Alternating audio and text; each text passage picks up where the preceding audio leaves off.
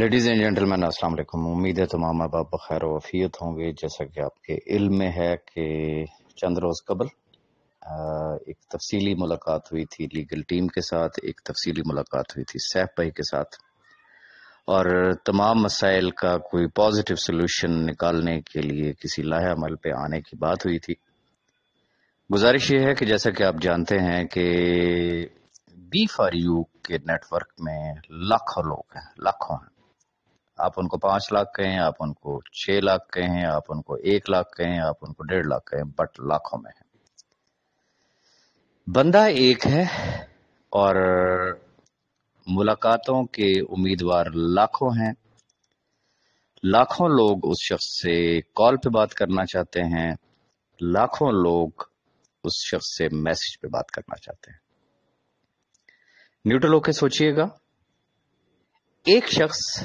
اور لاکھوں لوگوں کو اگر وہ ٹائم دینا شروع کر دے تو پھر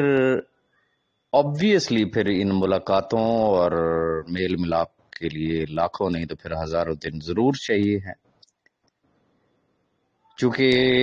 میں اپنی بات کروں گا، میں ملک نوید صاحب کی بات کروں گا، اور میں چند اور سنسیئر دوستوں کی بات کروں گا کہ جنہوں نے ہمیشہ ایک پل کا کردار ادا کیا بٹوین سیف بھائی اور آپ تمام لوگ. ہماری ایک بھرپور کوشش اور خواہش تھی اور ہے کہ 15 تاریخ تک سیف بھائی کوئی ایسا فیزیبل، کوئی ایسی کوئی پریکٹیکل، کوئی ایسی ایکسیپٹیبل چیز جو ہے وہ کوئی ایسی پالیسی اناؤنس کریں کہ جس سے لوگوں میں کلیئرٹی آئے. شاید وہ ابھی تک اپنے معاملات، اپنی باتیں اس طریقے سے لوگوں کو ایکسپلین نہیں کر پائے، اور اس کے پیچھے ایک بیسک ریزن جو ہے، چونکہ بہت ساری ایسی باتیں ہیں جو publicly on line what's app groups میں یا یوٹیوب پر نہیں کی جا سکتی. تو اس کے لیے پہلی بات تو یہ تھی کہ ڈیسائیڈ یہ ہوا تھا کہ نمائندہ وفود، یعنی کہ وہ خاص طور پہ نیٹ ورکرز جو تھے، ریزن کہ انویسٹرز بھی ہیں لیکن نیٹ ورکرز ایسے لوگوں کی کمی نہیں ہے کہ جن کے نیٹ ورک میں لوگوں نے کروڑوں روپے کی انویسٹمنٹ کی، تو obviously ان کا رائٹ بنتا ہے کہ وہ سیف بھائی سے ملیں، ان کے ساتھ بیٹھیں، ان کے ساتھ بات کریں، اپنے نیٹ ورک کے معاملات ان کے سامنے رکھیں، اور وہ ملاقاتوں کا سلسلہ جاری اور ساری ہے. چونکہ نیٹ ورک میں ایک چیز ہوتی ہے کہ ہو از یور لیڈر، جی فلاں صاحب ہیں، تو وہ پھر اپنے پورے نیٹ ورک کی بات کر رہا ہوتا ہے کہ جی میری ٹیم میں اتنے لوگ ہیں، میرے یہ ایشوز ہیں، تو صاحب بھائی آپ کیا کہتے ہیں؟ تو صاحب بھائی پھر ان سے بات کرتے ہیں، چونکہ وہ اپنی ٹیم کا ایک نمائندہ ہوتا ہے. پتا ہوتا ہے کہ yes of course he is the leader of concern team. اب چونکہ ایک ایسا طبقہ ہے کہ جو بیچارہ شاید شروع دن سے اگنور ہوتا چلا آیا، یہ کون سا طبقہ ہے، میں اس کی بھی تھوڑی سی آپ کو وضاحت کر دیتا ہوں. ایک تو وہ ہے کہ جن کے لیڈرز دوسری کمپنیوں میں چلے گئے، ایون کہ صاحب بھائی اس وقت ابھی باہر تھے، نیب کسٹڈی میں نہیں گئے تھے، ان کا کوئی پرسان حال نہیں رہا. وہ لوگ کہ جن کے لیڈرز غائب ہو گئے، ان کا کوئی پرسان حال نہیں رہا. پرٹیکولرلی اینڈ اسپیشلی وہ لوگ کہ جو بالکل نئے تھے اور جو صرف اور صرف انویسٹر تھے، لیکن جب ان کو ملنا شروع ہوا تو پھر انہوں نے، چونکہ یہ ایک انسانی فطرت ہے کہ جب وہ سیٹسفائی ہوتا ہے تو وہ اپنے ارد گرد کے لوگوں کو بھی کہتا ہے، تو انہوں نے نیٹ ورکنگ تو اس حساب سے نہیں کی، شاید ان کو آج بھی سمجھ نہیں آئی، لیکن انہوں نے اپنے قریبی حلقہ احباب، ماں باپ، بہن بھائی، جو بھی عزیز رشتہ دار تھے، ان کی انہوں نے انویسٹمنٹس کروائیں. اور وہ ہے پیورلی ایک انویسٹر طبقہ. تو لیگل ٹیم کے ساتھ بھی اور صاحب بھائی کے ساتھ بھی ملاقات میں جو ایک چیز طے ہوئی تھی کہ بھئی آپ نیٹ ورکروں سے تو آپ مل رہے ہیں، تو ہمیں چاہیے یہ ہے کہ چونکہ ہزاروں کے حساب سے گروپس ہیں، اور اس میں جنہوں نے اپنے آپ کو جو نام دیا وہ متاثرین کا دیا، اور متاثرین کا شاید اس لیے دیا کہ ان کو لگا کہ واقعی ہماری شاید رقم ڈوب گئی، ہمارا کوئی پرسان حال نہیں ہے، ہمیں پوچھنے والا کوئی نہیں ہے، تو کیوں نہ ایسے تمام احباب کو آفر کی جائے کہ ہزاروں لوگوں سے ملنا ممکن نہیں ہے، آپ لوگ اپنی مرضی، اپنی ول، اپنی وش، اپنی خواہش کے تحت کوئی سے بھی 5 انویسٹرز، میں ریپیٹ کروں گا، کوئی سے بھی 5 انویسٹر حضرات جو ہے ان کے نام آپ تجویز کریں، وہ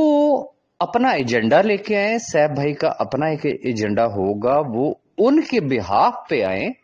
انویسٹرز کے بہاف پہ، ان کے تمام معاملات، ان کے تمام مسائل ان کے سامنے رکھیں، ان کے حق کی بات کریں، سیف بھائی اپنی بات ان کے ساتھ رکھیں کہ بھئی انہوں نے کیا کرنا ہے۔ میں نے پہلے بھی ایک بات کہی تھی کہ دنیا میں بڑی سے بڑی جنگ لڑ لیں تو اینڈ جو ہے وہ ٹیبل ٹاک ہوا کرتا ہے۔ اب جب یہ تجویز سامنے آئی اور کچھ لوگوں کے نام جیسے ہی لوگوں نے تجویز کرنا شروع کر دی کہ فلاں ہونا چاہیے، فلاں ہونا چاہیے، فلاں ہونا چاہیے، اب اس کے اوپر کوئی اتفاق رائے ہو ہی نہیں پا رہا، اور سم ٹائم یوں محسوس ہوتا ہے کہ شاید لوگوں نے کوئی ٹارگٹ رکھ لیا ہے کہ بھائی اس کمیٹی پہ کسی کو متفق ہونے ہی نہ دو۔ تو کیا اس طریقے سے مسائل حل ہو جائیں گے؟ کیا گروپوں میں بیٹھ کے کھپ ڈالنے سے کبھی مسئلے حل ہوا کرتے ہیں؟ یقیناً نہیں۔ تو میں تمام احباب سے ونس اگین ایک گزارش کروں گا کہ خاص طور پہ جو انویسٹر حضرات ہیں کہ وہ اپنے 5 نمائندے منتخب کریں، سلیکٹ کریں،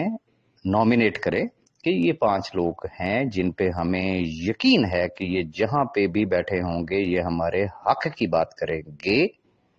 اور ہمیں یوں لگے گا کہ یہ نہیں ہم خود وہاں پہ بیٹھے ہوئے ہیں، تو انشاءاللہ معاملات جو ہے وہ نبٹ جائیں گے۔ پھر بہت سارے احباب مجھ سے اور ملک نوید صاحب سے کوشچنز کرتے ہیں کہ ویئر یو آر اسٹینڈنگ،